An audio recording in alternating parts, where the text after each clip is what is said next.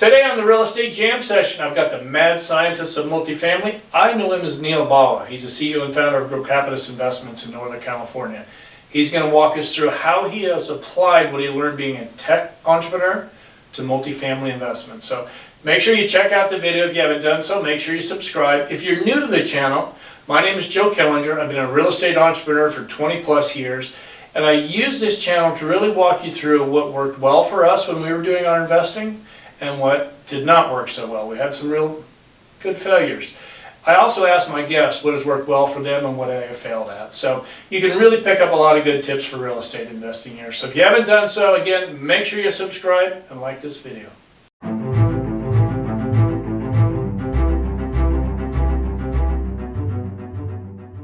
Welcome to the Real Estate Jam Session. We've got a very interesting guest today, Neal Bawa. Neal was the CEO of Gropatis.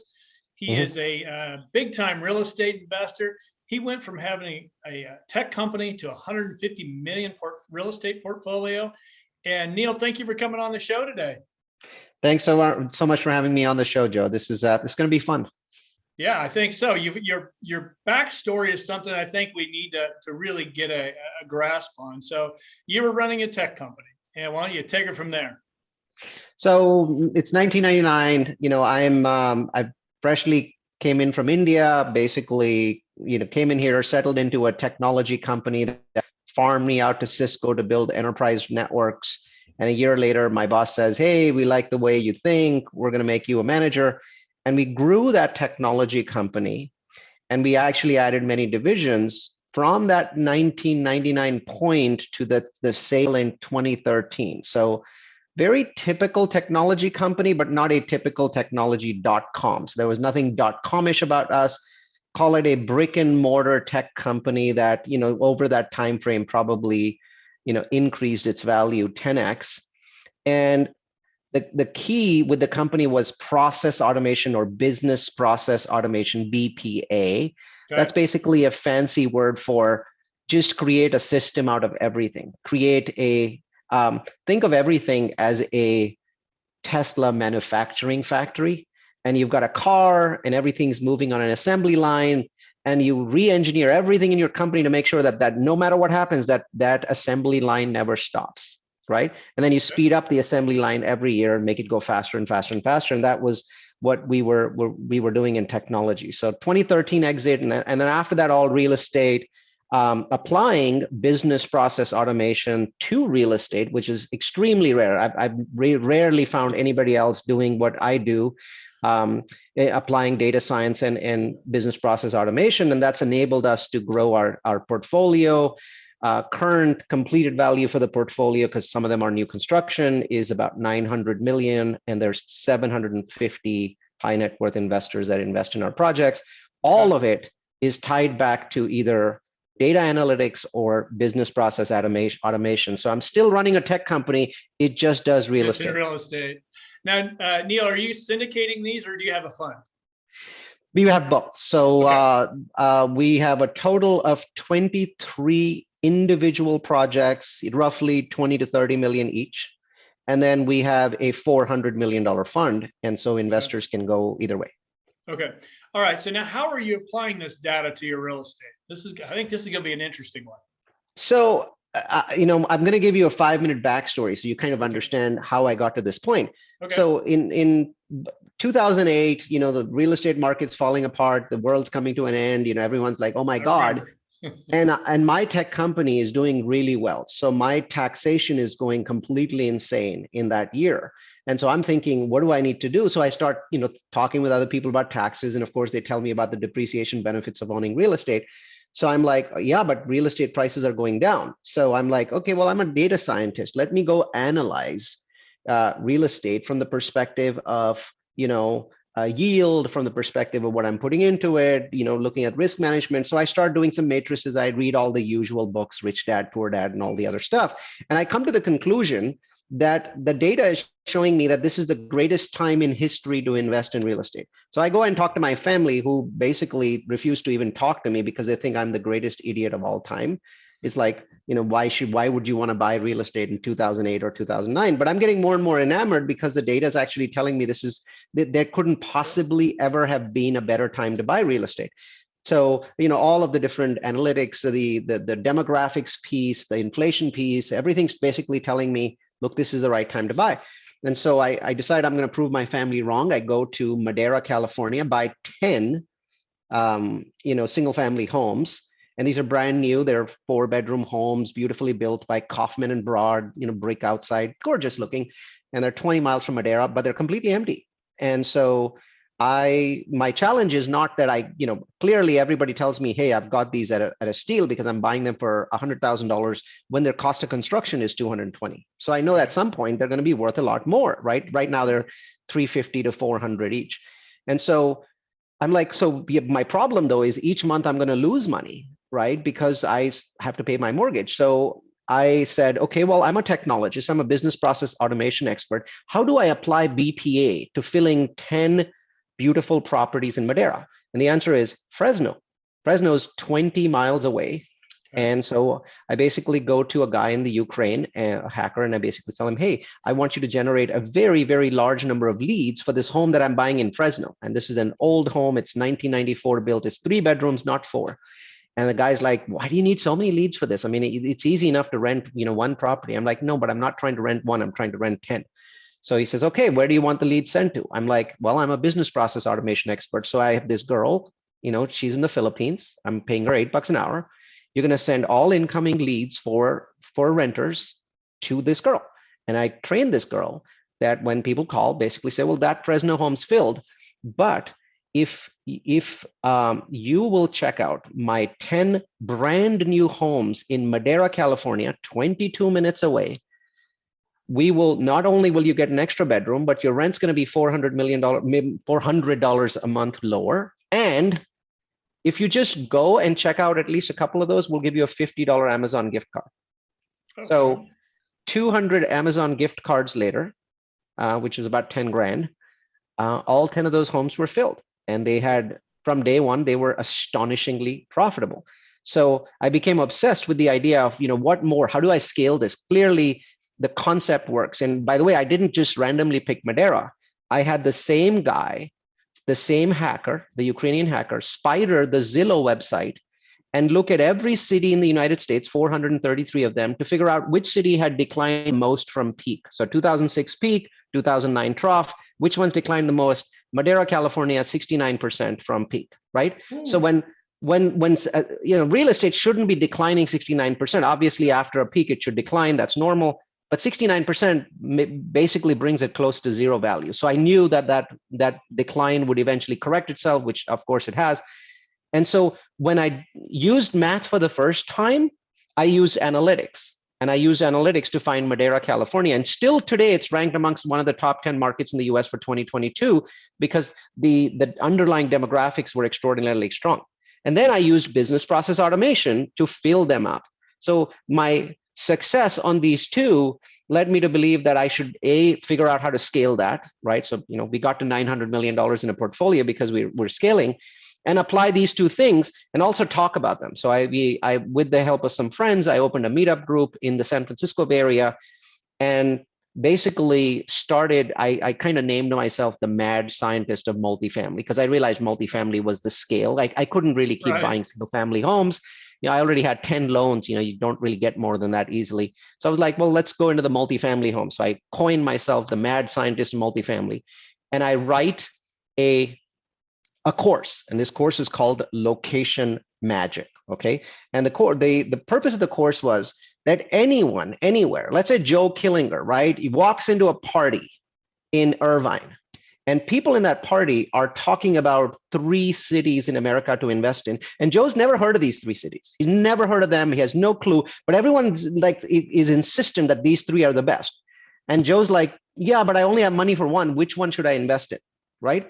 So I resolved that I wanted to give the world not a black box, but a white box solution that in 10 minutes allows you to rank any city versus any other city in the United States for real estate investment, right? And the 10-minute rule was key because I could, I was spending thousands of hours with the help of my data science team churning through and figuring out the best cities to invest in for myself, right? Because I was basically investing my own money. I had no investors, but I was obsessed with the idea that other people should be able to do it in 10 minutes, because most of us are so lazy that anything more than 10 minutes, people wouldn't actually do it.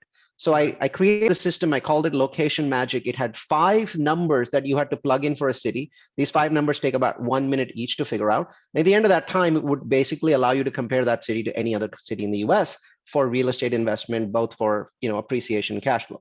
So the system, I started teaching it. The first version of Location Magic, I think, was taught in 2011. And I'm still running my tech company. I'm actually teaching it in the conference room of my tech company's headquarters. And my boss completely knows about this, the CEO of the company. I'm the chief operations officer. I'm the smaller partner. He's the bigger partner in the business. Right. Not only does he like it, he's like, make sure you get me in there because I got real tax problems, right? So, because we're all, the tech company is doing really well. So I'm like, I'm in this amazing situation, Joe, where my meetup group is 75 feet east of my office. Right. So in the evening, I finish at 6 and I just walk over there and I'm basically teaching all these things. And I'm like, what I'm teaching is a little bit geeky, right? So most there might be like 5 geeks that show up, except I'm in Silicon Valley. So before I know it, hundreds of people are showing up, right? They're like, and so the fame sort of spreads and people start calling me to conferences and virtual conferences and, big groups. I'm teaching meetups as far as in Sacramento and Los Angeles. And then people are like, okay, so what are you selling? I'm like, what am I selling? I'm a technologist. And they're like, why the heck are you here? It's like, because I love real estate. So it's like, why aren't you real estate full time? It's like, I have a company, it's about to sell and make me loads of millions, right? So that did happen finally. So we had a phenomenal technology exit in 2013. And so since then, I first started using the business process automation piece, which has now gone to 18 full-time people in the Philippines, including a call center that I own, and the data analytics, which has become much bigger on the Location Magic side, where 50,000 people on the Udemy website follow that course. So it's sort of evolved over the last 7 or 8 years, and the portfolio has also evolved from little multifamilies for Neal Bawa to these massive multifamilies, 2,000 units a year or something like that. What city or states are you focused on right now? So I focus on states that my data leads me to. So I am the most promiscuous syndicator in the US, right? You don't and care. So there are no favorite cities, right. There are only favorites every year. What I found, Joe, once a year is hard enough. So I do not attempt to move cities more than once a year, unless something really strange or bad happens in a city. Hasn't happened yet. So I pick my cities once in a year. And I do a presentation called Real Estate Trends, and it's always done in the second half of January. And about 3,000 to 4,000 people show up to watch that. And then it's recorded, it's stored on our website, anybody can watch it.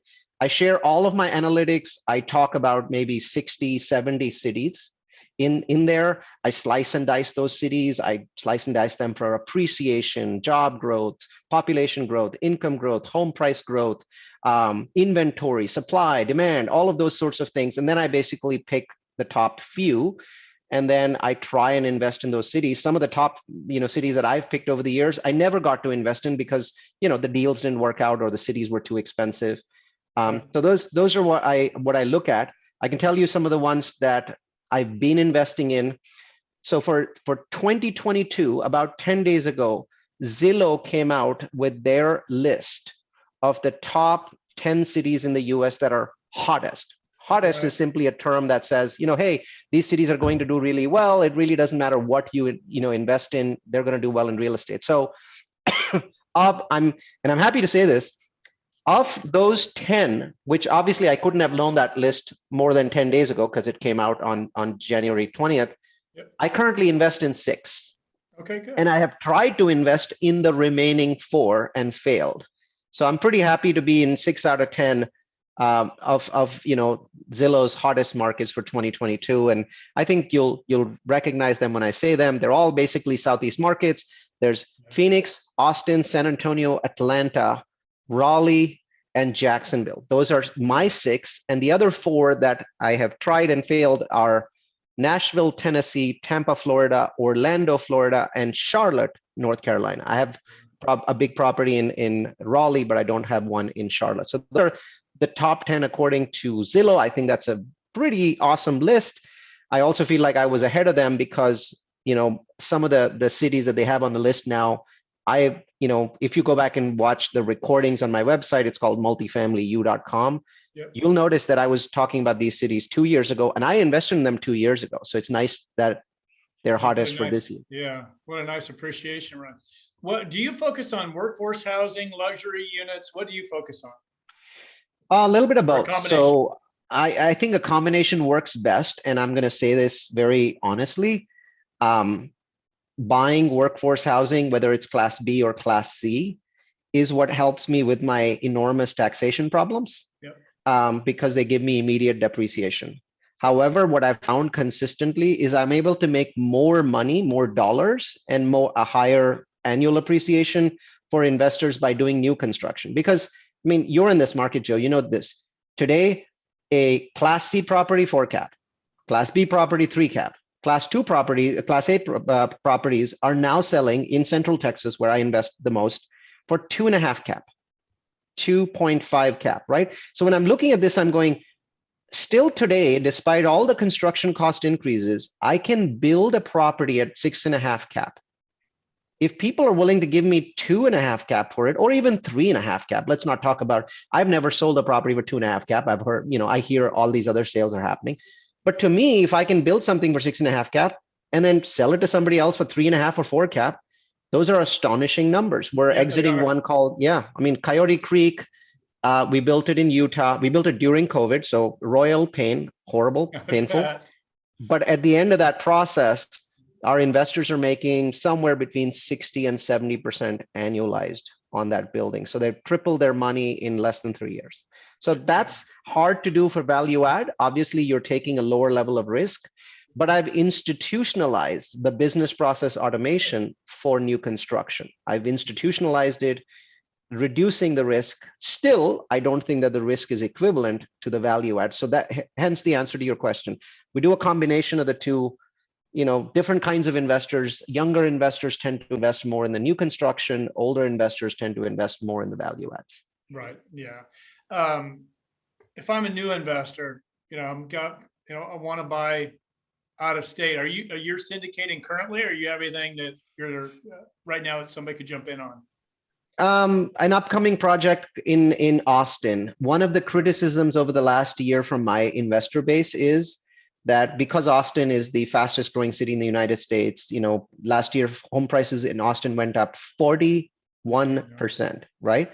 So because of that, I've been obviously building new construction, high quality product in Austin, San Antonio, the best areas. And they're like, Neal, this isn't really helping resolve the country's, housing crisis. You talk about the housing crisis, but when you build Class A, that's not contributing towards it. And the answer is it is, but 10, 15 years down the line when my Class A becomes Class B.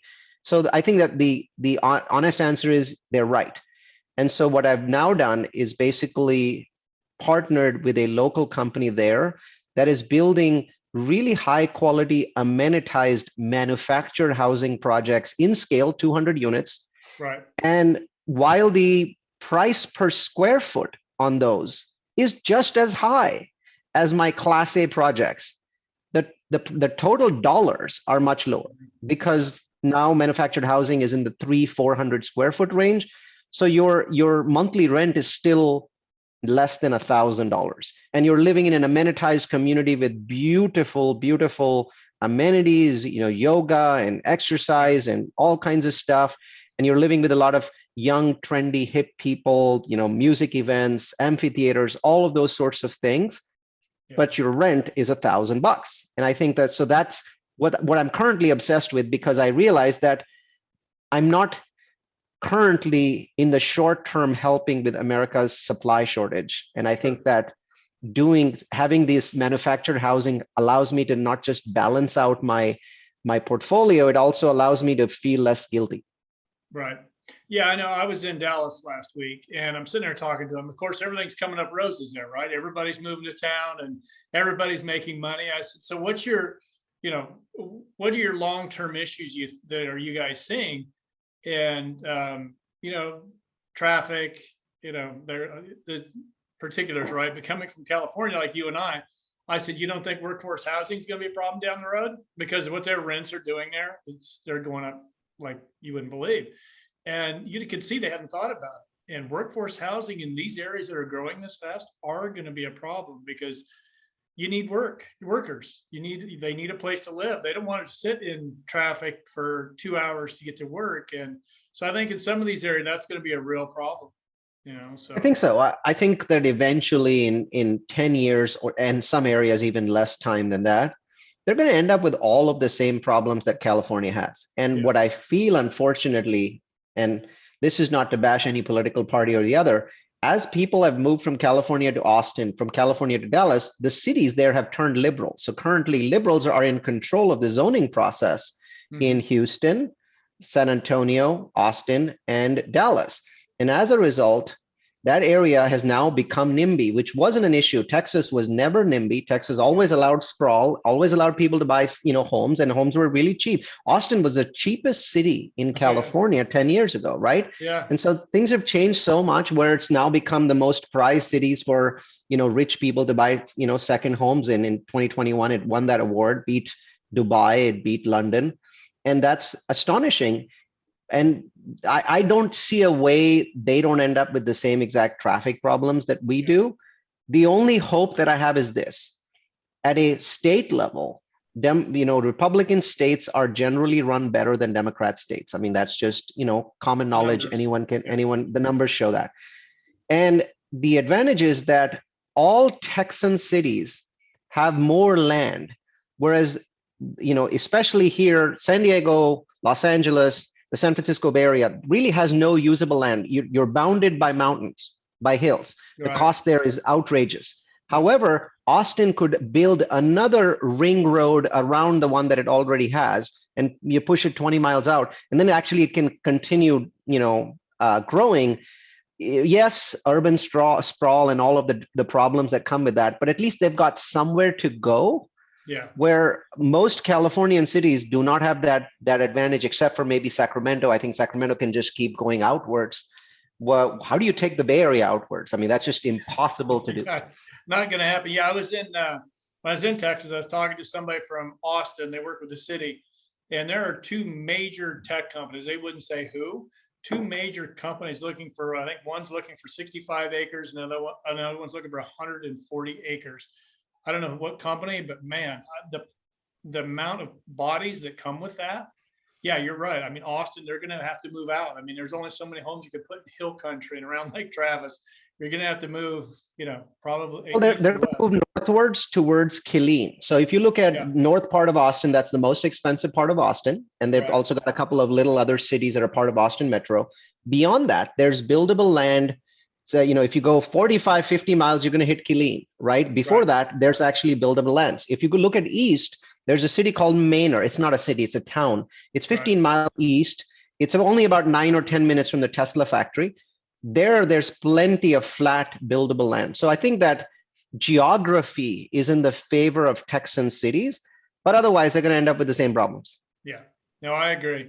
I think that, they were, like I said, it's all coming up roses there right now, but I think they're headed toward a path of like what we're dealing with here in California. All right, so I'm a new investor. How do I implement what you're doing? You got to look at the data. You got to look at all the processes. What do I need to do? Do I need to follow the mad scientist way of doing this, or what do I do? How do I get to where you're at? You have multiple options. One of the things that I have always been preaching is, my standard answer is never just go and invest with Neal Bawa. In fact, there's a free way to invest with me. It's very simple. Just sign up on our website, multifamilyu.com. I only have 800 investors, but there are 50,000 people watching what I'm doing on that website. So just learn from that, right? When we provide our data, there is no secondary layer, there's no subscription, there's no, you have to be our investor to gain access to this or that or the other. Everything's just given to you. Take it and use it, because I think most people really are not supposed to be passive investors. Most people should play actively. They should try things their own way, and some will succeed, some will fail, but both will learn. And I think that that is extremely valuable. So I encourage people to be active themselves. Now, so where do you start, right? So the honest answer is, where do you start? Well, there's two suggestions that I have for you that I think are great places to start. One is, in January each year, we give you our thought process behind what the economy is going to do. The impact of interest rates, cap rates, what's happening with inflation, what's happening with rents, what parts of the US are going to fall behind, what parts of the US will keep going, where's the population growth the strongest, what does the latest U-Haul study say in terms of which cities people are moving into. And we basically list out about 70 or 80 cities in different parts of the US that we think are going to do really well. And then we rank the top two. And that is stored on our website. It's called Real Estate Trends. That should give you a lot of places to go, because people are like, yeah, but it's not necessarily close to me, right? And you might say, well, Neal, you don't invest in California. Yeah, but I obviously I understand that lots of people love California. So two picks are in California. And actually, they're the same picks that I've had for 3 successive years. Northern California, invest in Sacramento. There's still room to grow. And Southern California, Riverside, San Bernardino County, Inland Empire, basically the same thing, right? That area I feel is the strongest. That's what shows up on my metrics. And doesn't mean that Los Angeles is not going to do well. Obviously, it's been doing well, you know that. But the point is, my data usually points to smaller markets that are accelerating, because smaller markets as a percentage have longer to go, bigger to go, right? Because they haven't inflated yet as much. Yep. So I tend to talk about smaller markets. Like I talk about markets like Cape Coral, Fort Myers, St. George, Utah, Idaho Falls, Idaho. And I talk about why it is that these markets are superior to the larger markets in those same markets. So, I think Cape Coral is going to do a lot better than Miami. I think that St. George is going to do better than Salt Lake City, and Idaho Falls is going to do better than Boise. And so I talk about all of those cities, and then I talk about the Californian ones, especially because, I don't invest in California, but I love California. I live here, right? So to me, it's so dear to my heart. So we have that conversation each year. And I think so that's number one, right? The second one is, yeah, but this is all your data. How do I get access to this data? The answer is, type in Udemy, space Neal, space Bawa, and remember it's Neal, and hit enter, and you'll see a course that I have on udemy.com. That's that location magic course. It actually shows you how to take any random city in the US, big, small, whatever, and then compare it against any other set of cities in the US for real estate investing. And it'll take you about 10 minutes for any city in the US to get to that. You'll notice there's about 10,000 people registered right now. It has the most number of reviews of any real estate course. And actually our average review is 4.8 out of 5. That's because there's nothing being sold. There's no subscription, there's no follow-up. There's just here's how you do this. The only thing we ask you is, if you figure out a better way to do it, please send us an email, right? So we can improve the course next year. Very good. And Neal, I'm going to ask you I'll get those links from you. I'm going to post them down below in the video. And, this is the fact that you're doing this just to do it, to help people out, because I think a lot of new investors, they really think, oh, I'm just going to buy my first property. They're not thinking about how to, you analyze everything. And so the city, what's going on in the schools, everything around, and it needs to be, but I will definitely put your contact. I see it came in already. You're on top of it. I will put those links down below in the video. And I know we're getting long in the tooth. I know you're very busy. So I thank you very much, Neal. This is priceless information. I think everybody should take a look at, check out your sites. And for you folks, thank you for tuning in today. If you haven't done so, make sure you subscribe. And again, check down below. Neal's contact information is going to be there. Or if you want to contact me, I'll put you in contact with Neal. Either way, thank you for tuning in. Neal, I hope to have you back again soon. This is great information. Would love to be back, Joe. Thank you.